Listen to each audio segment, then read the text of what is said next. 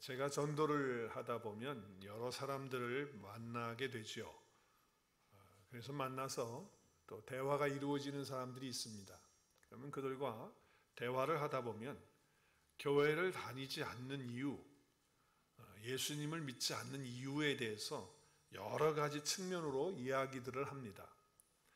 그런데 어떤 사람은 자신이 교회를 나가지 않는 것, 또 교회 나가는 것을 싫어하는 그 이유는 예수 믿는 사람에게 자기가 큰 손해를 당했다는 거예요. 그것도 종류가 여러 가지더라고요. 예수 믿는 사람인데 그것도 직분자 이름을 덜먹거리면서 그 사람이 자기에게 큰 피해를 줬다는 거예요. 그래서 자기는 교회 나가기가 싫다라고 이렇게 이야기를 하는 분이 있어요. 또 어떤 분들은 교회 나가서 예배를 드리고 성도들을 만났는데 만나면서 큰 상처를 또 받았다는 거예요. 무엇 때문에 상처를 받았느냐? 그것도 종류가 많아요. 그래서 교회 다니기 싫다라고 하는 이야기를 해요. 심지어는요, 어떤 사람은 애들을 교회에 데리고 나갔는데 애들이 교회 가서 나쁜 거 많이 배워가지고 오는 것 같아서 애들도 못 나가게 하고 자기도 안 나간다. 그렇게 이야기하는 분도 들어봤어요. 어떤 분들은 또 그러죠. 교회를 나갔더니 교회 나가니까 자기 주장들이 얼마나 강한지 서로 자기 주장이 옳다고 그래가지고 팔을 갈라가지고서 당을 짓고 싸움질을 하는 보고 분쟁을 하는 그런 것을 보면서 교회 나가기 싫다. 그래서 예수님 안 믿는다라고 이렇게 이야기를 하는 것입니다. 교회 다니는 사람들이 왜 그러는지 모르겠다. 이렇게 불평을 합니다. 사실 많은 사람들은 교회는 선한 사람들이 모이는 곳이다 이렇게 여깁니다. 심지어는 교회를 다니는 사람마저도 그럽니다. 교회 나오는 사람들은 착한 사람들, 선한 사람들일 것이다 이렇게 이야기합니다. 그래서 교회를 나가는데 사실은 교회 나가 보면 더 선한 사람이 아니라 뭐예요? 더 악한 사람들이 많은 거예요. 죄인들이 더 많이 오는 거예요. 그래서 교회 와서 보니까 그런 사람들의 행동이나 말이나 모습을 보면서 낙심을 하고 절망을 하고 힘들어하는 거예요. 사실은 어떤 일이 일어납니까? 이 교회라고 하는 것은 끊임없이 죄인들이 와서 자기가 죄인이라는 사실을 깨닫고 하나님 말씀 앞에서 자기가 정말 영원한 멸망 가운데 있는 자인데 하나님의 은혜로 내가 구원받아서 내가 이제 영원한 생명을 누리고 산다라고 하는 것 때문에 내 삶이 변화되어지고 새로워져서 하나님 앞에 늘 거듭나는 그런 역사, 또 삶이 새로워지고 고쳐지는 그런 역사가 이루어지는 것이 마땅히 교회 안에서 이루어져야 되는 것이요. 그런데 그렇지 않은 경우가 너무 많다라고 하는 거예요. 누군가가 죄를 지적하면 그 책망을 하면 당신이 장로문 다냐? 그러면서 이야기하고 당신이 목사문 다냐? 하면서 거기에 대해서 불평하고 그리고 자기의 죄에 대해서 지적하는 어떤 목사의 메시지나 가르침이나 설교가 있으면 그 설교를 듣고 본인이 하나님께서 오늘 나에게 주시는 말씀이구나 하고 그 말씀을 따라서 자기가 변화되고 새로워지면 얼마나 좋겠어요. 그런데 이런 생각을 하는 거예요. 어느 집사가 또 목사한테 일러가지고 이 사실을 다 까발려서 나의 잘못을 또 목사가 얘기하게 하니까 그래서 그 집사 분명히 그 사람이 했을 거야 추측을 하고 그 사람 미워하기 시작하고 또 목사가 말을 그렇게 설교를 그렇게 했으니까 목사를 또 등지면서 그리고 반대편에 서가지고 건건마다 시비를 걸고 교회에서 문제를 일으키는 그런 사람들이 또 있게 되는 거 아니겠어요? 그래서 이것은 사실은 자기에게 죄를 어떤 지적받는 회개를 촉구하는 그런 메시지가 자기에게 왔다면 이것은 하나님께서 나에게 성령님을 통해서 오늘 주시는 말씀이구나. 누가 얘기했다는 게 아니고 누가 목사에게 말해서 그러는 게 아니고 그렇구나 하면서 성령님의 음성으로 듣고 자기 자신을 돌아보면서 회개하고 돌이켜서 새로운 삶으로 그렇게 살아가면 얼마나 아름다운 교회의 모습이 되고 또 자기의 삶의 모습이 되겠어요. 근데 그렇지가 않은 거예요. 또 하나님의 말씀을 배우고 우리가 실천하려고 하지만 사실은 그렇게 살아야겠다 결심은 하지만 그게 마음대로 안 되잖아요. 그래서 또 거기에서 또 갈등을 갖게 되는 거예요. 자, 이런 상황 속에서 교회 안에는 여러 가지 부류의 사람들이 있게 되는 거잖아요. 그래서 변화되는 사람이 있는가 하면 변화되지 않고 반발하면서 반대 입장에 서서 이렇게 편을 가르면서 등을 지는 그런 무리들이 또 생기게 되는 거예요. 그래서 교회 안에는 분쟁이 끊임없이 일어나게 되고 싸움이 있게 되어지는 그런 안타까운 경우가 있게 된다라고 하는 것이죠. 자, 오늘 우리가 읽은 본문의 말씀은 고린도후서의 말씀입니다. 자, 오늘 고린도 교회는요, 사도 바울이 직접 개척한 교회입니다. 1년 반이라고 하는 시간 동안에 교회를 개척해서 그들과 함께 복음을 나누고 그리고 말씀으로 양육하고 그래서 키워서 아름다운 교회를 세웠어요. 얼마나 좋습니까? 그런 교회가 됐어요. 자, 그런데 사도 바울이 이제 에베소에 또 사역이 있어서 고린도 교회의 사역을 이제 참 뒤로 좀 하고 에베소 지역에 가서 머물러 있었습니다. 자, 그러는 동안에 이 고린도 교회 성도들 간에 문제들이 생긴 거예요. 여러 가지 어려운 문제들이 생겼어요. 그런데 들려오는 소리를 들어보니까 뭐 자기에 대한 이야기뿐만 아니라 그들의 신앙의 삶 속에서 특별히 음란의 문제가 그 교회 가운데 또 뭐 분쟁도 있고 파당도 있고 뭐 여러 가지 문제들이 있었어요. 그런데 가장 크게 이슈가 되는 게 음란의 그런 문제가 있었던 거예요. 왜냐하면 고린도라고 하는 지역은 항구 도시였는데 그 항구 도시는 여러분이 잘 아시는 것처럼 각 나라 사람들이 다 배를 타고 선원들이 오잖아요. 그러면 긴 여행 동안에 왔다가 거기에서 이제 좀 쉬었다 가는 거기 때문에 거기에는 뭐가 있을까요? 남자들이 좋아하는 그런 이제 뭐 술집도 많고 또 뭐 성적으로 문란한 그런 장소들이 많이 이제 준비되어져 있었던 거죠. 특별히 고린도 교회 자체에는 미의 여신, 아름다운 여신이라고 하는 아프로디테라고 하는 신상이 거기에 있었어요. 그래서 그 신상 앞에 절을 하고 신상 앞에 섬기면서 우상을 섬기면서 거기에 신전의 남창들이 있고 또 창기들이 있어가지고 그냥 뭐 너무너무 혼란하고 더럽고 추한 그리고 음란했던 그런 도시가 고린도 도시였는데 그 도시의 영향이 그대로 교회 속에 들어와 있던 거예요. 계속 들어오는 거예요. 사실은 예수 그리스도를 믿게 되면 그와 같은 모든 것들에 대해서 제재하고 그리고 바르지 못한 것들은 버리고 회개해야 되잖아요. 그런데 사도 바울의 가르침과는 달리 복음을 받았음에도 달리 교회에 와 있는 사람임에도 불구하고 그와 같은 일을 계속 행하고 있는 거예요. 자, 이런 소리를 들으면서 사도 바울이 아무래도 내가 한번 가든지 편지를 쓰든지 이렇게 해야 되겠다 생각하고 편지를 먼저 썼어요. 그래서 강력하게 얘기를 했습니다. 너희들 이렇게 하면 안 되는 거 아니냐. 복음을 알았으면 이렇게 해야 되고 저렇게 해야 되고 해서 꾹 하면서 책망도 하고 바르게 할 것을 얘기하고 그렇게 했어요. 그런데 고린도 교회 성도들은 사실은 바울과 1년 6개월이라는 시간을 보냈기 때문에 사실은 정도 들었고 또 좋은 관계 속에 있었던 사람들이란 말이에요. 그런데 편지를 쓸 때 사도 바울이 이 편지를 쓰면 받아가지고 우리가 그렇게 하겠습니다라든지 이렇게 좋은 관계로 될 줄 알았는데 웬걸 결과를 보니까 그게 아니고 오히려 바울에 대해서 그리고 그 음행을 저지른다든지 죄를 범하는 이런 모든 것들에 대해서 당연하게 여기는 그런 그룹들이 생긴 거예요. 그래서 우리는 사도 바울의 얘기를 안 듣는다. 바울이 언제 사도냐? 사도도 그 사람 아닌 것 같고 예수님 따라다니고 함께 공생애를 지낸 것도 아니고 뭐 십자가 죽음과 부활도 같이 있었던 그런 사람도 아닌데 어떻게 사도냐? 사도권에 대해서 얘기를 하고 그리고 바울이 하고 있는 모든 복음의 메시지에 대해서 반대 입장을 취하면서 그러면서 바울 그 사람은 바로 된 사람이 아니다. 우리는 그 전에 했던 그대로 우리가 사는 것뿐인데 뭐가 다른 거냐 하면서 이렇게 얘기하는. 또 한 그룹에서는 그게 아니고 아니다. 사도 바울이 어떤 사람이냐. 정말 우리를 사랑하는 사람이었고 우리에게 복음을 갖다 준 사람이고 또 우리로 하여금 이렇게 귀한 것 축복을 주신 그런 분인데 우리가 이렇게 하면 되냐. 그분의 말을 따르자. 이제 교회 안에서 이렇게 두 부류가 또 생기게 되니까 그 안에서 갈등이 생기는 거예요. 그래서 자기들끼리 또 문제가 생기게 되고 또 바울을 대적하는 사람은 계속해서 바울에 대해서 대적을 하고 이렇게 이야기를 하는 거죠. 자, 이런 상황 속에서 심각한 이런 문제 가운데 바울이 아무래도 한번 갔다 와야 되겠다 생각한 거예요.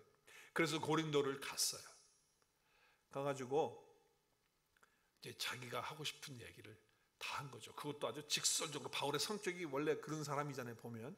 그래서 직설적으로 하고 딱딱 지적해가지고 그건 잘못됐고 이렇게 하고 명령하는 식으로 이렇게 딱 하고서 했는데 그러면은 말 잘 들을 줄 알았거든요. 그런데 거기서 큰 바울이 상처를 받아요. 오히려 바울에 대해서 얼마나 큰 대적을 하는 무리들이 생겨나가지고 바울이 거기서 힘들게 되고 근심 가운데 있게 되고 고통을 당하게 되고 그 큰 상처를 받고 돌아와서 생각합니다. 내가 다시는 고린도에 가지 않으리라. 얼마나 마음이 상처를 받았으면 그런 마음으로 돌아오는 거예요. 자, 그래서 이렇게 되어지니까 오늘 고린도 후서를 쓰면서 이제 갔다 와가지고 아무래도 또 이런 얘기가 있으니까 편지를 써야 되겠고, 그래서 편지를 써요. 그래서 고린도 후서에 보면 오늘 우리 1장을 보십시오. 1장 23절에 보면 이렇게 돼요. 내가 내 목숨을 걸고 하나님을 불러 증언하시게 하노니 내가 다시 고린도에 가지 아니하는 것은 너희를 아끼려 함이라. 이렇게 이야기를 하는 거예요. 자, 자기가 너무 많은 상처를 받았어요. 그리고 또 다시 한번 가게 되면 이제는 서로가 더 정말 벌어질 만큼 더 벌어지는 그런 관계가 될 것 같아서 정말 사랑하는 마음으로 고린도에 내가 가지 않겠다, 이렇게 이야기를 하는 겁니다. 뿐만 아니라 자기 자신의 문제를 또 자기 자신도 문제를 해결하겠다고 고린도 가서 그렇게 했는데 결국 고린도에서 자기도 힘든 그런 고통스러운 아픔과 상처를 받고 돌아왔기 때문에 오늘 2장에 오늘 본문 우리가 읽었잖아요. 4절부터 읽었는데 1절부터 보면 같은 내용이에요. 1절에 보면 이렇게 얘기를 해요. 내 마음에 4절이죠. 4절에 보면 내 마음에 큰 눌림이 있고 걱정이 있다라고 했는데 오늘 1절 말씀이 안 나오네요. 네, 1절 말씀 보겠습니다. 1절 말씀을 보면 세번역 성경으로 이렇게 되어 있습니다. 여러분에게 또 다시 아픔을 주지 않아야 하기에 나는 여러분에게 가지 않기로 결심하였습니다. 이렇게 했어요. 내가 다시는 너희 중에 근심 중에 나가지 않기로 스스로 결심했다는 거예요. 그러니까 내가 이제 나가서 너희들한테 가서 뭐 이렇게 하라 저렇게 하라 했더니 서로 간에 우리가 너무 힘들고 어려웠다. 그러니까 내가 이제 너희에게 가지 않겠다. 이렇게 이야기를 하는 거예요. 자, 그래서 상대방에게 아픔을 주는 것뿐만 아니라 자기도 그런 상처를 받았기 때문에 절대로 가라 봐라, 이렇게 얘기를 했습니다. 자, 그럼에도 불구하고 사도 바울은 고린도 교회 성도들이 더 사랑스러운 거예요. 이런 아픔을 받았음에도 불구하고 그분들이 다 그리스도 예수 안에서 한 가족이고 한 지체고 한 형제고 자매잖아. 그러니까 늘 마음에 있는 거예요. 그래서 어떻게 하면 좋을까 하다가 그래, 편지를 또 써야지. 그래도 편지를 써서 다시 한번 위로하고 하나님의 말씀으로 바로 세울 수 있도록 그렇게 해야 되겠다.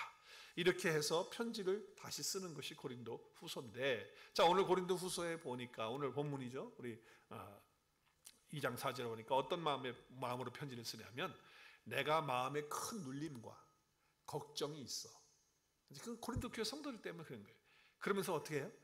많은 눈물로 너희에게 썼노니 이는 너희로 근심하게 하려 한 것이 아니요 오직 내가 너희를 향하여 넘치는 사랑이 있음을 너희로 알게 하려 함이라고 하는 거예요.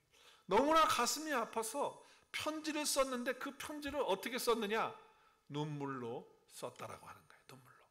서로 간에 갈등이 있고 서로 간에 다툼이 있고 분쟁이 있고 이런 가운데 있는 또 음행과 뿐만 아니라 모든 하나님 앞에 바르지 못한 생활들을 여전히 하고 있는 그런 모습들을 보면서 너무 안타깝고 마음이 아파서 눈물로 편지를 쓰는 것, 이것이 바로 고린도 후서입니다. 제가 어릴 때 대중가요 가운데 제가 이렇게 좀 많이 부르지는 않았어요. 제가 많이 불렀던 거는 지금은 목사님 되셔서 이제 LA에서 목회하고 계시는 이종용 씨가, 그때는 이종용 씨죠. 이종용 가수가 불렀는데 낙엽지던 그 숲속에 그거 있어요. 그거 아세요? 네, 그건 많이 불렀어요. 그 너라고 하는 제목인데 거기 보면 그 기도한다는 것도 나와요, 그죠? 가사에. 아무튼 어찌 됐든지 그걸 많이 불렀는데 그 당시에 같이 나와서 1977년에 나와가지고서 대중의 아주 인기를 모았던 노래 제목 가운데 하나가, 그분이 아마 김태화라고 하는 가수일 거예요, 여자분이. 근데 그분이 불렀던 노래가 바로 오늘 이 사도 바울이 쓴 편지하고 같아요. 눈물로 쓴 편지는요. 잘 모르시는군요. 눈물로 쓴 편지라고 하는 그런 가요가 있어요. 근데 그 가요에 보면 그 앞에 부분에는 뭐 눈물로 쓴 편지는 뭐 읽을 수가 없다 뭐 이렇게 나오잖아요. 그런데 그 후반에 보면 이런 표현을 해요. 그 가사의 내용에 이런 게 있어요. 눈물로 쓴 편지는 버릴 수가 없다. 왜냐하면 눈물은 내 마음 같으니까요. 이렇게 노래 가사가 돼요. 그러니까 지금 사실 사도 바울은 눈물로 쓴다고 하는 그 편지는 자기의 마음이라는 거예요. 근데 그 마음이 어떤 마음입니까? 그들을 향한 넘치는 사랑의 그 마음이라는 거예요. 그래서 눈물로 편지를 쓴다라고 이렇게 얘기를 해요. 자, 이렇게 편지를 쓰는 과정 중에 계속 들려오는 얘기는 뭐냐? 고린도 교회 성도들이 지금 둘로 나누어져서 크게 둘로 나누어져서, 하나는 사도 바울이 그래도 참 훌륭하신 분이고 좋으신 분이고 그래서 우리가 이렇게 복음 받아서 우리가 이런 은혜를 받지 않았느냐. 또 한편으로는 이럴 수가 있냐? 우리 고린도에 온다고 그랬다가 또 안 오고 뭐 지멋대로 가고 말하는 대로 안 하고 약속도 안 지킬 뿐만 아니라 그가 무슨 사도냐? 그리고 우리는 그를 용서할 수가 없다. 막 이렇게 이야기하면서 바울에 대해서 이야기를 하는 거예요. 그러면서 우리 고린도 교회는 끝났다, 이제 더 이상 우리 고린도 교회 희망이 없다, 막 이런 식으로 또 하는 그런 그룹들이 분명히 있었어요. 그래서 교회 안에 갈등이 있고 대립이 있는 그런 상황이 된 소식을 또 들은 거예요. 그러면서 눈물로 지금 사도 바울은 편지를 쓰는 거예요. 그것이 고린도후서인데, 그 고린도후서에 오늘 2장 말씀이 그 핵심의 내용이 들어있는 거예요. 자, 이 이야기를 듣는 순간에 사도 바울도 고린도후서를 이제 쓰는 입장에서 기도하면서 성령의 감동을 통해서 쓰게 되잖아요. 그래서 가족은 또 한 교회 공동체의 일원들은, 성도는 그래서는 안 되는 거 아니냐라고 하면서 이제 편지를 쓰는 것입니다. 여러분, 하나님이 우리에게 주신 축복들이 참 많은데 그 축복 가운데 가장 중요한 축복 한 가지는 공동체를 주신 축복입니다. 여러분, 공동체라고 하는 것은 사실 얼마나 아름다운지 몰라요. 근데 그 공동체라고 하는 말보다도 더 귀한 말, 더 적합한 말, 더 성경적인 말이 있다면 가족이에요. 가족. 우리 에베소서에도 보면 사도 바울이 에베소 교회 성도들을 향해서 이렇게 얘기를 해요. 에베소서 2장 19절에 보면, 그러므로 이제부터 너희는 외인도 아니요, 외인이라는 게 바깥에 있는, 그래 그리스도 바깥에 있는 사람도 아니고 이방인도 아니라는 거예요. 나그네도 아니요, 오직 성도들과 동일한 뭐예요? 시민이고, 그 다음에 제가 줄을 쳤죠. 그 다음에 뭐라 그랬어요?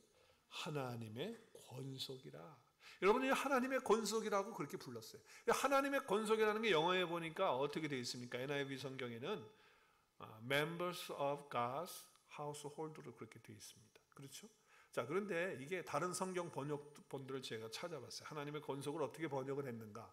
하나님의 집안에 속한 자들이다. 킹제임스 흠정역 성경 번역에는 그렇게 했고요. You are members of God's family. 하나님의 패밀리다라고 하는 그런 표현이죠. 그래서 한국 성경에 새 번역, 바른 성경, 쉬운 성경, 우리말 성경, 현대인 성경에서는 다 하나님의 가족이라고. 그러니까 하나님의 권속을 하나님의 가족이라고 그렇게 번역을 했어요. 여러분, 가족이라고 하는 것은요, 단지 혈연의 관계만은 아니에요.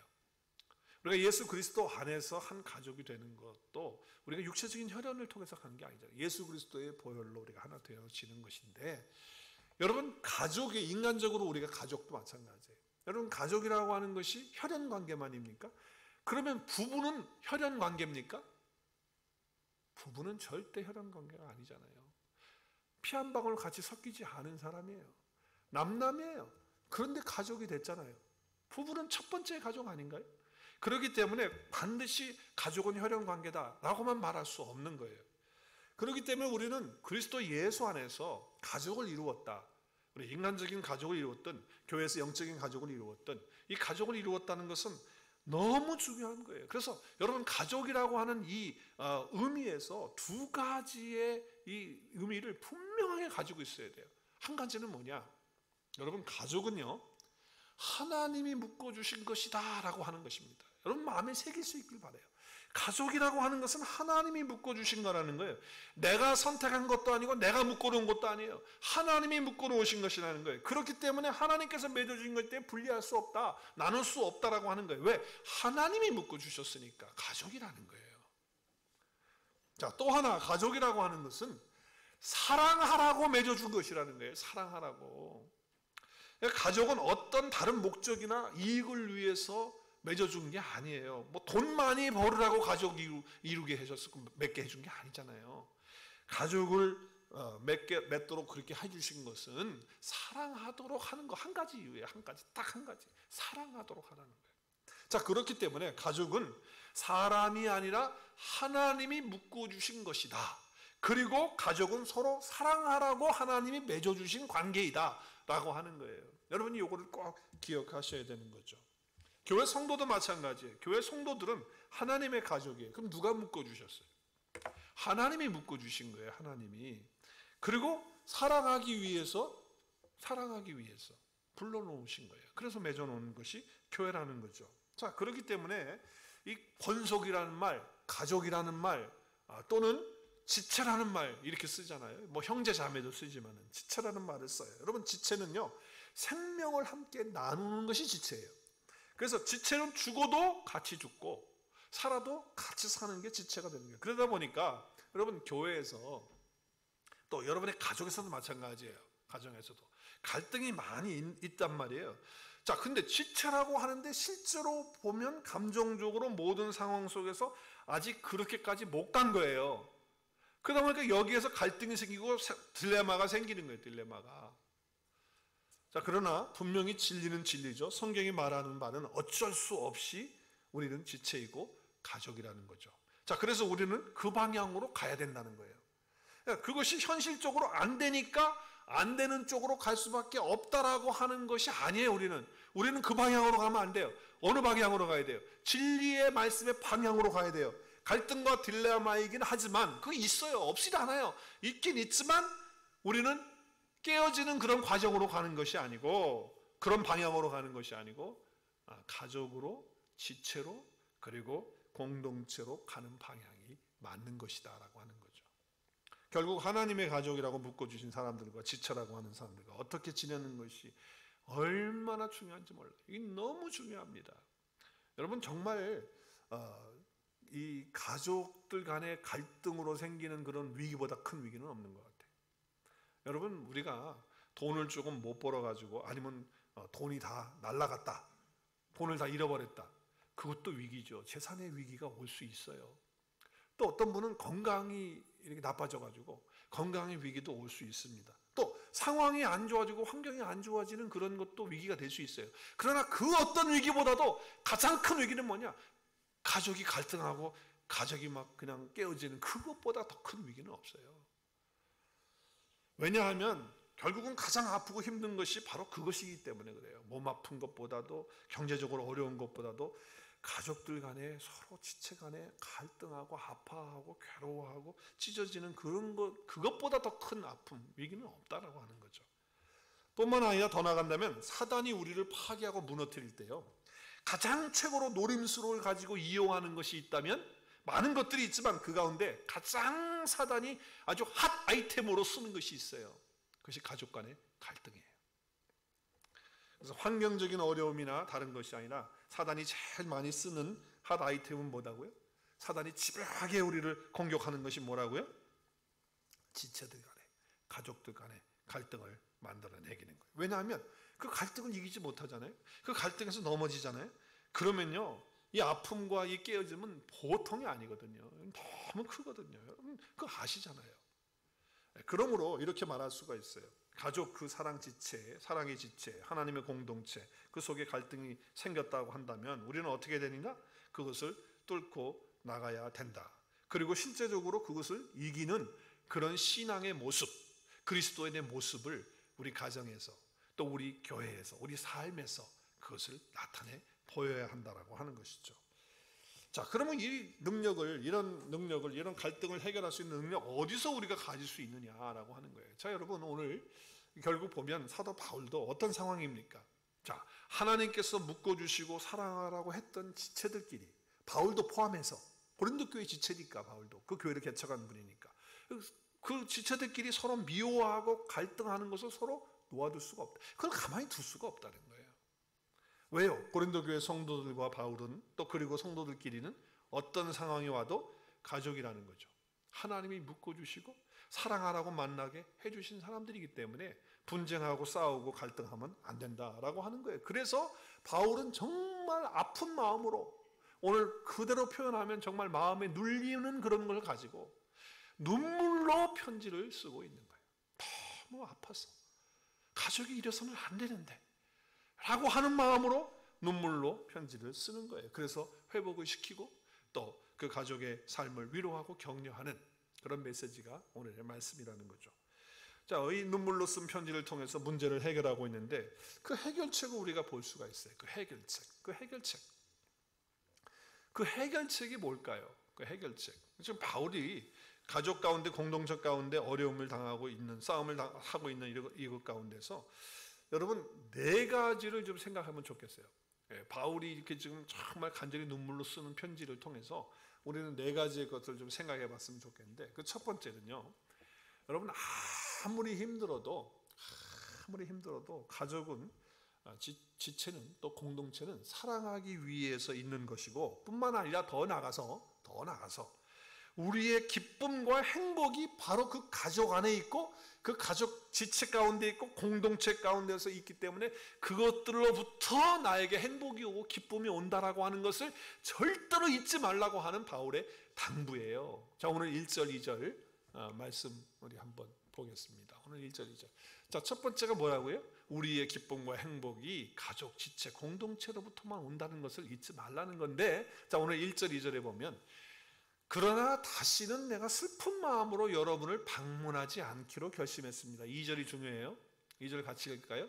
내가 여러분을 슬프게 한다면 누가 나를 기쁘게 하겠습니까? 나를 기쁘게 할 사람은 내가 슬프게 했던 여러분밖에 없습니다. 지금 고린도 교회 성도들은 바울과 가족이 되어져 있는, 지체가 되어져 있는 사람들인데 서로 아프게 했어요. 슬프게 했어요. 그런데 실제로 우리의 마음을 기쁘게 하고 행복하게 할 수 있는 사람은 누구밖에 없다는 겁니까? 나의 가족인 고린도 교회 성도들밖에 없다라고 하는 이런 고백을 하고 있다라고 하는 거예요. 자, 근심 중에 슬픈 마음 가운데 어떤 마음에 화가 나서 갔는지도 모르죠. 바울이 그렇잖아요. 그래서 방문을 해서 지적질하고 정죄하고 비판하고 판단하고 그렇게 했는지도 모르겠어요. 그래서 마음이 아파서 상처를 주고 받았는지 모르겠지만, 그런데 정말 나를 기쁘게 하고 행복하게 해줄 수 있는 사람은 바로 당신들이다. 당신들이 나의 가족이고 나의 지체이기 때문에 그렇다. 나도 그렇고 여러분도 나를 통해서 행복하고 기뻐해야 되는 거 아니냐 라고 하는 그런 이야기를 하고 있는 거죠. 자, 쉽게 예를 들면 자녀가 가정에서 속을 썩이는 거예요. 그래서 부모가 막 야단을 치고 막 그냥 혼내주고 막 그냥 별소리를 다 막 자녀에게 하니까 자녀가 막 힘들어하는 거예요. 그리고 우리 한국 사람들이 옛날에, 우리 요즘에는 그런 얘기 안 하지만 옛날 분들은 그래. 막 화가 나면은요, 뭐에서 파낸대. 뭐에서 파낸다 그래요. 호적에서 파낸다고 막 그런다고 막 얼마나 화가 나면 말이죠. 그러면 그 자식이 또 그 얘기를 듣고 그냥 얼마나 마음에 또 상처와 씁쓸함이 있어요. 자, 그런데 가만히 한번 생각해 보세요. 부모된 입장으로서 부모가 행복하고 기쁨을 얻을 수 있는 길은 누굽니까? 누구를 통해서 얻을 수 있습니까? 자기 자녀를 통해서 얻을 수 있는 거예요. 자기 가족을 통해서 얻을 수 있는 거거든요. 그런데 그것이 딱 차단이 되고 막혀지는 그런 일이 된다고 한다면 그건 얼마나 안타까운 일이냐라고 하는 거죠. 여러분, 그렇습니다. 하나님이 묶어주신 사람, 그들은 사랑의 지체이고 하나님의 공동체이고 가족인데, 그렇기 때문에 그들이 아니면 내가 행복할 수 없고 기쁠 수 없다. 그러니까 내가 기쁨을 얻을 수 있고 행복을 얻을 수 있는 것은 그리스도 예수 안에 있는 한 형제 자매들, 가족이 된 이 사람들을 통해서 내가 행복과 기쁨을 얻게 될 수 있는 것밖에 없다라고 하는 것. 다른 데서 기쁨과 행복 누리려고 꿈도 꾸지 말라라고 하는 그런 얘기예요. 그러니까 멀리하거나 잘라내거나 아니면 미워하거나 용서하지 못하고 그러지 말고 용서하고 사랑하라고 하는 거예요. 그래서 오늘 6절과 8절에 보면 이러한 사람은 많은 사람에게서 뭘 받아요? 벌을 받아야 마땅한 거라는 거예요. 왜? 바울을 향해 공격하고 자기들끼리 막 분쟁을 하고 그렇게 일으키는 그 사람들은 벌 받아야 마땅하다는 거예요. 그러나 실제로 보니까 너희는 차라리 그를 어떻게 하라고요? 어떻게 하라고? 큰 소리로 용서하고 위로할 것이니 그가 너무 많은 근심에 잠길까 두려워하노라. 그러니까 너무 많은 그렇게 하게 되면 서로 우리가 지체고 한 가족인데 그러면 안 되지 않냐. 우리가 서로 기쁨이 되어지고 행복이 되어지는 존재인데, 그러면서 8절에 그러므로 너희를 권하노니 큰 소리로 사랑을 그들에게 나타내라. 결국 우리는 사랑하기 위해서 하나님이 만들어 놓은 가족이고 공동체고 지체다. 결국 그 얘기를 하는 거 아니겠어요? 그러니까 결국 뭐 갈등하면서 힘들어하는 사람들은 그래요. 가족이 없었으면 좋겠다. 그래서 내가 이 가족을 떠난다고. 또 교회도 마찬가지예요. 내가 이 교회를 그냥 떠나면 다 끊어버리면 되고, 또 관계를 멀리하면 되고, 잘라버리면 되고, 뭐 그렇게 생각을 하는 거예요. 사실 그런데 우리는 가족과 교회를 통해서 사실 하나님께서 우리가 행복을 누리고 기쁨을 맛보도록 그렇게 하셨다고 하는 것을 잊지 말고 그렇게 하면 안 된다는 거예요. 여러분, 절대로 가족들 간도 그렇고 성도들 간에도 그렇고 담싸놓고 잘라놓고 멀리하지 말라는 거예요. 그러지 마세요. 왜냐하면 분명히 우리 다 같이 천국 가는 거 아니에요? 그리스도 예수 안에 있는 사람들 다 가는 거 아니에요? 그럼 천국 가면 어쩌려고 그러세요? 거기 가서. 여러분, 거기는 여기처럼 이렇게 이렇지 않아요. 천국은 여러분 따라하세요. 시공간이 없습니다. 시간과 공간이 없어요. 천국은 그런 거 없어요. 여기하고 틀려요. 그래서 여러분, 여기처럼 생각하지 마세요. 내가 저 사람 내가 보기 싫으니까 그냥 내가 저 사람 앞자리에 앉으면 난 저 끝에 가서 앉고, 그리고 여기 앉으면 난 저쪽에 앉으면 되지. 그리고 우리 교회는 또 1, 2, 3부 예배가 있으니까 얼마나 좋아. 그래서 말이지, 저 사람 1부 예배 나가면 난 2부 예배 나가고, 저 사람 2부 예배 나가면 난 3부 예배 나가고, 뭐 4부에 5부 예배 있는 교회는 더 나가겠죠. 여러분, 그렇게 해가지고 안 돼요. 왜냐면 천국에는 1, 2, 3부 예배 없어요. 그냥 한 번만 예배 드려요. 여러분, 성도들을 대표하는 인원이 뭐예요? 몇 명이에요? 14만 4천이에요. 그건 모든 성도들 다 일컫는 말이에요. 근데 그 성도들이 다 시온산에 서서 한꺼번에 찬양을 해요.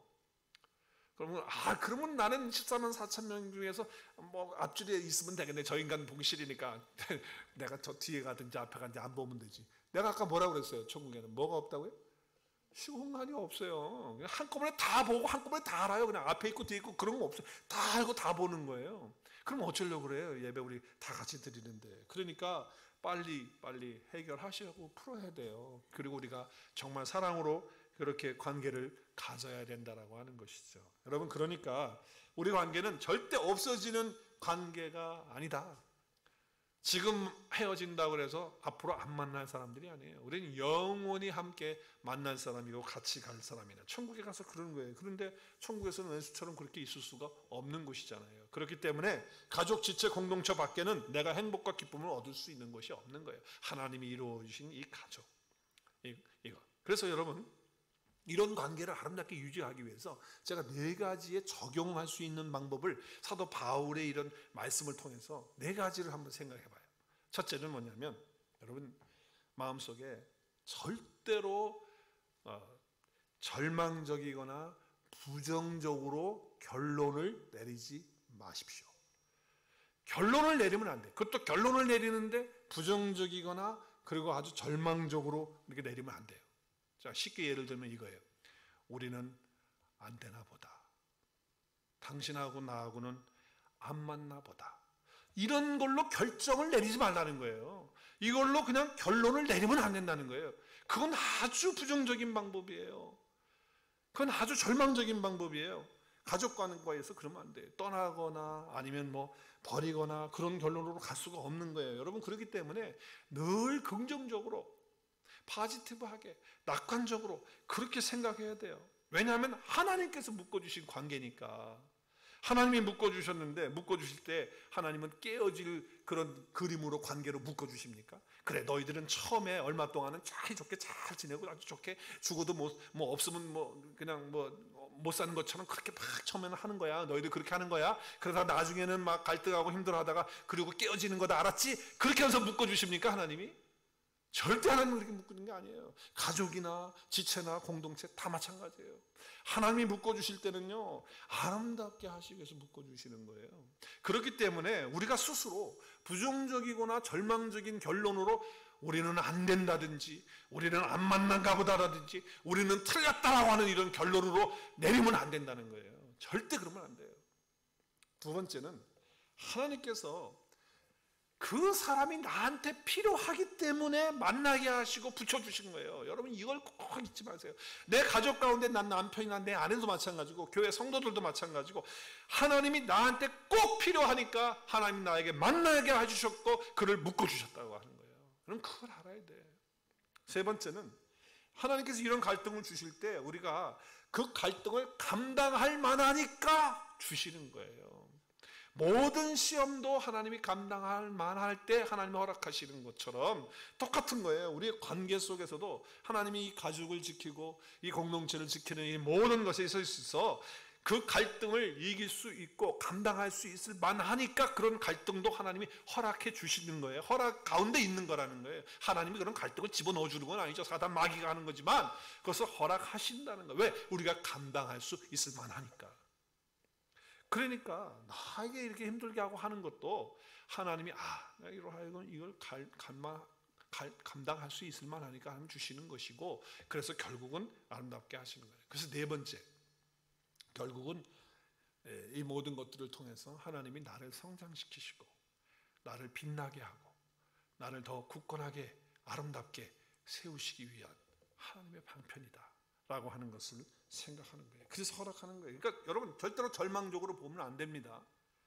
나하고 안 맞는다고 해서, 나하고 좀 힘들다고 해서, 소망이 없다든지 저 인간하고는 안 된다고 우리가 좀 화나면 저 인간 그러잖아요. 그러지 마시고 하나님께서 주신 사람이니까 긍정적으로 낙한적으로 그렇게 보라는 거예요. 쉽게 결론을 내리지 말라. 다시 이야기합니다. 가족은, 지체는, 공동체는 내가 절대로 떠나서 버릴 수 있는 것이 아니다. 떠난다면 하나님이 우리에게 주시는 기쁨과 그 행복을 얻을 것이 없다는 거예요. 여러분 기억하세요. 가족을 통해서 하나님이 주시기를 원하시는 거예요. 그 계획이에요. 섭리예요. 교회를 통해서 주시는 거예요.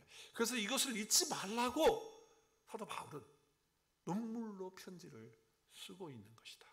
저는 그렇게 여깁니다. 두 번째로 잊지 말아야 될 것은 뭐냐면, 개개인으로 보지 마세요. 개개인으로 절대로 보지 말고 우리라고 하는 큰 그림을 봐야 됩니다. 여러분 그걸 꼭 보셔야 돼요. 개개인으로 보게 되면 말이죠, 이게 큰 문제가 생겨요. 개개인으로 보게 되면. 오늘 11절 말씀 볼까요? 함께 읽겠습니다. 시작.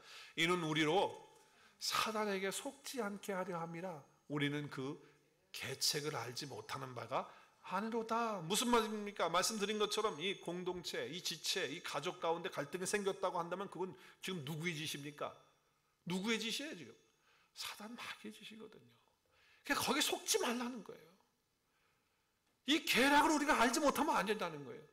그걸 어떻게 하냐면 우리라고 하는 것을 생각하지 못하게 하고 나라고 하는 것을 생각하게 하는 거예요. 그렇기 때문에 여러분 가족 가운데 갈등이 있는 이것은요, 사단이 제일 좋아하는 메뉴라고 제가 말씀드렸어요. 정말 좋아하는 메뉴예요. 왜냐하면 일석이조도 아니고 일석삼조예요. 일석삼조가 뭡니까? 돌멩이 하나로 새를 3마리 잡는 거 아니에요. 자, 예를 들면 이거예요. 자, 이쪽에 갈등이, 사단 마귀가 갈등을 이용하면요 이렇게 되는 겁니다. 자, 이쪽 사람 망가져, 저쪽 사람 망가져. 한번 생각해 보세요. 그리고 이쪽 사람 망가지고 저쪽 사람 망가지는데 그 사람이 다 하나님 안에 가족이 된 사람이에요. 하나님 묶어주신 사람들이란 말이에요. 근데 이 사람들 관계 갈등을 못 이겨서 망해. 이쪽에도 망해. 그러면 그 꼴을 보고 계시는 누구? 우리 아버지 누구? 하나님의 마음이 찢어지는 거예요. 그러면요 사단 마귀는요 너무 정말 이건 기쁘고 어떻게 승리에 아마 환호를 할 거예요. 너무 좋아하는 거예요. 일석삼조를 하니까. 그러니까 우리 공동체 가운데, 가족 가운데, 지체 가운데 갈등이 있다면 이건 거의 다 사단의 계획입니다. 부부싸움 하고 있어요? 그럼 이거 성격 안 맞아서 그러는 거 아니에요. 물론 그걸로 시작을 하겠지. 그러나 사단이 역사하고 있는 거예요. 사단이 일하고 있어요. 우리 좀 사단을 높여서 얘기할까요? 우리 사단이 일하시고 계시는 거예요. 부모 자식 간의 갈등 뭐가 됐든지 간에 그것도 마찬가지예요. 성도들끼리 힘들어하고 미워하고 갈등하는 것, 이것도 사단이 일하는 거죠. 누가 뭐라 그래도. 자, 그러므로 순간에 여러분 게으르러 보면 안 돼요. 왜 그렇게 제가 말씀드립니까? 여러분 한번 생각해 보세요. 내가 이기고 저 인간 졌다. 이게 있을 수 있는 겁니까? 한 가족에서, 한 지체에서 그게 있을 수가 있어요? 이건 있을 수 없는 거예요. 내가 위너고 너는 루저다. 그럼 너는 루저고 나는 위너다. 이게 존재할 수가 없는 거예요. 내가 이기고 너는 진다? 너가 이기고 나는 진다? 이게 있을 수가 없는 거예요. 공동체인데 어떻게 그럴 수 있습니까? 내가 지면 나도 같이 지는 거고 이기면 같이 이기는 거예요. 조금 더 쉬운 예를 들어볼까요? 부부가 부부 싸움을 심하게 했어. 그래서 뭐 할 말 못할 말 막 하면서 막 가슴에 비수를 찌르는 얘기를 하고 막 집어던지고 막 그랬다고 칩시다. 그래도 막 해가지고 누가 이겼겠어요? 힘으로 하면 뭐 남자가 이겼겠지. 그래서 남자가 이겨가지고서 이제 이긴 거야. 그랬더니 여자는 케오파 당했어. 부인이 케오파 당해가지고 저 구석에 앉아가지고 서러워서 막 울고 있는데 남편은 드디어 승리했다, 할렐루야, 승리했다 하면서 막 숨을 쉬고 막 좋아가지고 하하하 그러고 있다면요, 그것은 집에서 키우는, 여러분 집에서 키우는 그 뽀삐나 메리나 또 해피나 그것보다 못한 인간이죠. 부부는 가족이잖아, 한 몸이잖아. 그러면 아내가 지금 쓰러져 가지고서 그냥 아파가지고서 울고 있는데 자기는 이겼다고 그래서 환호성치고 기뻐하고 즐거워하면 이게 인간이란 말이에요. 이게 있을 수가 없는 거예요. 우리는 가족이라고 할 때, 지체라고 할 때, 공동체라고 할 때 한 사람이 지면 나도 지는 거, 한 사람이 이기면 나도 이기는 거예요. 그렇기 때문에 자기 개인적으로 보면 안 돼. 그래, 내가 이 교회에서 나만 잘 나가면 되고 내가 뭐 여기서 잘하면 되는 거지 저 사람이야 뭐 관계없는 거, 이럴 수가 없다는 거예요. 내가 상처받고 힘들면 그 사람도 상처받고 힘드는 거고, 저 사람이 상처받고 아파하면 나도 동일하게 아픈 거예요. 왜? 한 몸이고 한 지체고 한 가족이기 때문에, 공동체이기 때문에 그렇다는 거예요. 그렇기 때문에 여러분, 우리가 뭘 볼 때 자꾸 개인적으로 나 이기는 것만 생각하고 나 잘 나가는 것만 생각하고 나만 괜찮으면 된다, 이거는 있을 수가 없는 거라는 거예요. 그래서 바울은 지금 고린도 교회에서 서로 갈등하고 싸우면서 자기 잘났다고, 내가 이겼다고 이러는 그 이야기를 들으면서 눈물로 편지를 쓰고 있는 거예요.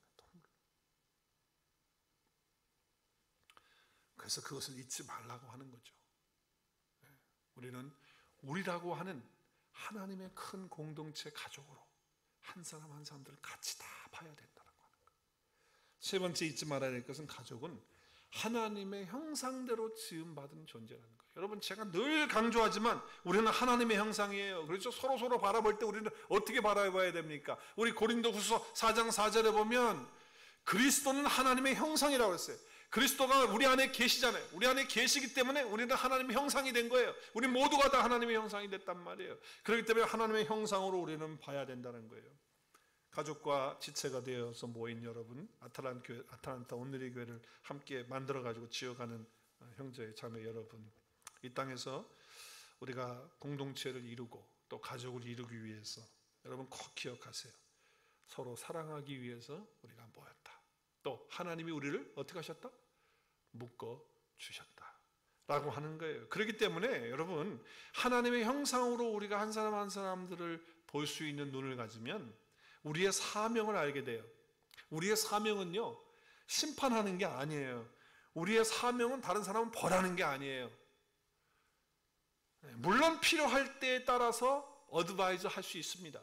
충고해야 할 때 해야 됩니다. 뭐 이야기할 수 있는 거잖아요. 그렇게 해야 돼요. 물론 돌이키라고.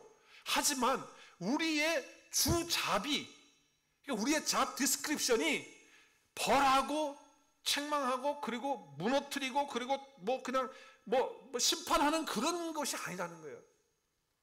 우리의 잡 디스크립션은, 우리가 주로 해야 되는 잡은 뭐냐? 회개할 수 있도록 도와주고 그리고 회복하게 하고 덮어주고 용서하고 사랑하고 위로하는 것, 그것이 우리의 역할이라는 거예요. 왜? 우리는 다 하나님의 형상으로 지어진 존재들이기 때문에, 복음의 광채가 우리 가운데 있는 자들이기 때문에 그렇다는 거예요. 자, 그래서 오늘 6절 7절의 말씀에 다시 한번 보면 뭐라 해요? 내가 이 사람들에게 벌 받는 것이 마땅하다, 벌을 내리는 것이 마땅하다는 거예요. 그렇지만 그렇게 하지 않고 용서하고 위로하는 것이 우리의 잡이다는 거예요. 그래서 사랑으로 그들에게 나타나라고 이렇게 이야기합니다. 5절에도 보면 뭐라고 그럽니까?